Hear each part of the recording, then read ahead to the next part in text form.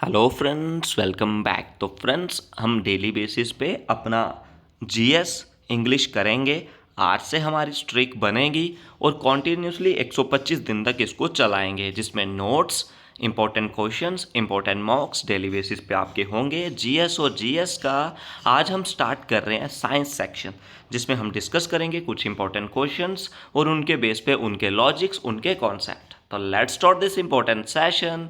PDF कहाँ से मिलेगा, सब कुछ इस वीडियो में आपको बताएंगे। तो let's start this important session. अच्छा जी, आ जाएंगे आपके कुछ इंपॉर्टेंट क्वेश्चंस जो हम आज डिस्कस करेंगे। ये क्वेश्चन आपके सब जो किसी ना किसी एग्जाम्स में आए हैं, जो भी टेक्स्ट बुक पे मॉक रहते हैं, उनके बेस पे ये क्वेश्चंस हैं। ठीक है, तो उन्हीं को हम डिस्कस करेंगे टॉपिक वाइज। फिजिक्स आज हम साइंस का करेंगे और जिसमें फर्स्ट क्वेश्चन हमारा आ जाएगा। ठीक है, फर्स्ट क्वेश्चन को हम डिस्कस करते हैं। What is the minimum distance to hear an echo. तो जहां पे सबसे पहले हम बात करते हैं, इको वर्ड आ गया। इको होती क्या है? इको होती है रिफ्लेक्शन ऑफ साउंड।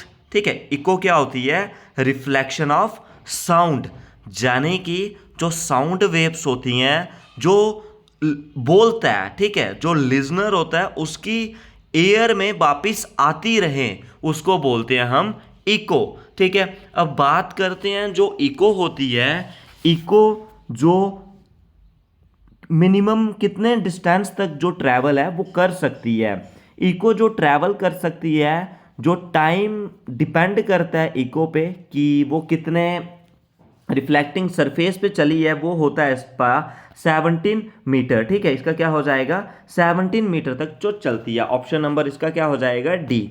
जो ऐसे याद रखना है कि minimum distance to hear an echo is 17 metre. इस कॉन्सेप्ट से इतना ही आपको आएगा। Next question, which of the following forces is defined as the internal friction force of fluid. तो internal frictional force of fluid किससे बोलते हैं? ग्रेविटेशनल फोर्स को, विस्कस को, मैग्नेटिक को, या फ्रिक्शनल फोर्स को। तो इसका सही आंसर हम आपसे बात करते हैं, आप भी साथ साथ में करें। और ये लिखा गया जो टीटीए 14 सेकेंड, यानी कि इस क्वेश्चन के लिए आपका समय 14 सेकेंड रखा गया है। ठीक है, तो इसका सही आंसर क्या हो जाएगा? जो विस्कस फोर्स है वही होती है internal frictional force of fluid. Option number B. जो विस्कस फोर्स होती है, ये जो लेयर्स ऑफ लिक्विड होती हैं, लेयर्स ऑफ लिक्विड जो भी एडजेसेंट लेयर्स होती हैं, उन दोनों एडजेसेंट लेयर के बीच ये जो फोर्स होती है वो होती है। ठीक है, next question, SI unit of current. Current का एसआई यूनिट आपने बताना है। Milliampere, ampere, microampere या वोल्ट।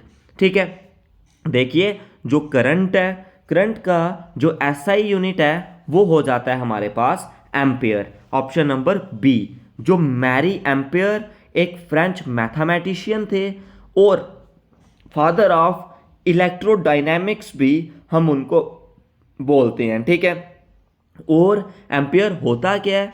जब 1 कूलम ऑफ चार्ज पास होता है 1 सेकेंड में किसी कंडक्टर से, उसको हम बोलते हैं एम्पियर। ठीक है, और वोल्ट ये ऐसा ही यूनिट है पोटेंशियल डिफरेंस का। ठीक है, नेक्स्ट वाला है, but will be the acceleration produced when a force of 21 Newton of an object of mass 3 kg। तो जहां पे क्या बोला गया है, हमने एक्सेलरेशन बताना है। तो आपको पता है फोर्स का फार्मूला क्या होता है? m into A. Force is equal to the product of mass into acceleration.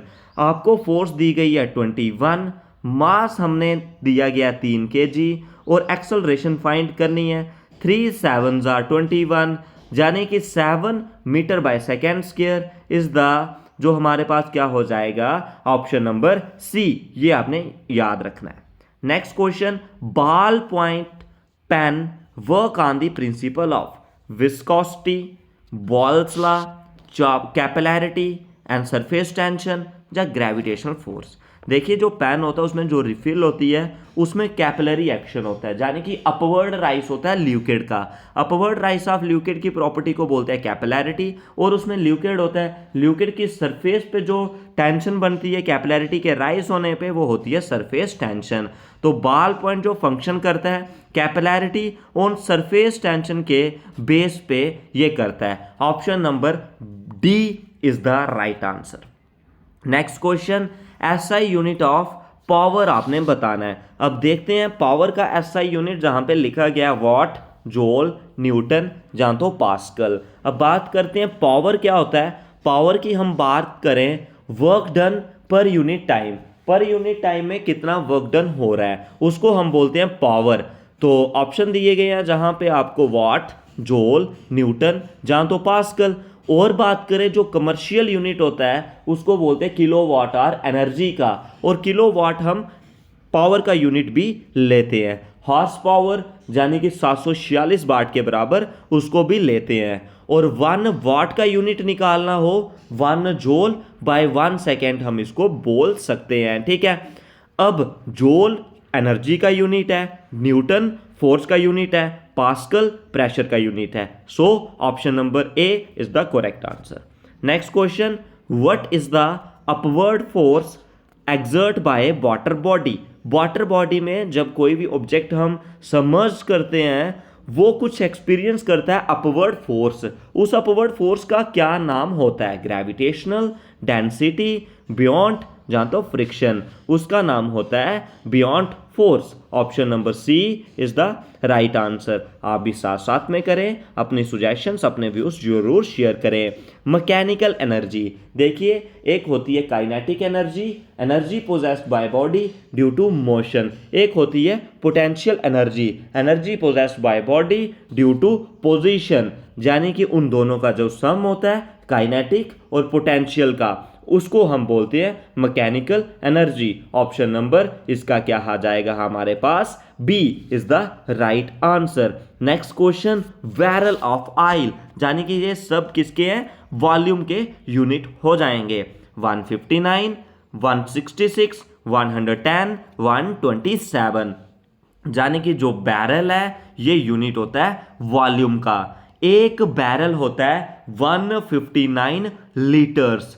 एक बैरल होता है 42 गैलन। एक बैरल कितना होता है? 42 गैलन।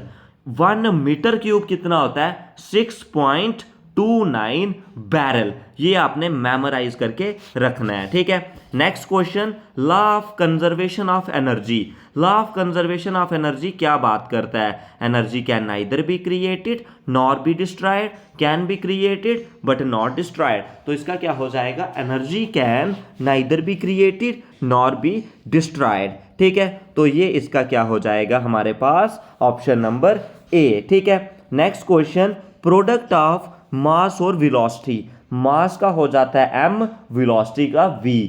मास और वेलोसिटी जब हमारे पास जुड़ते हैं वो बन जाता है हमारे पास मोमेंटम। मोमेंटम यानी कि product of mass into velocity.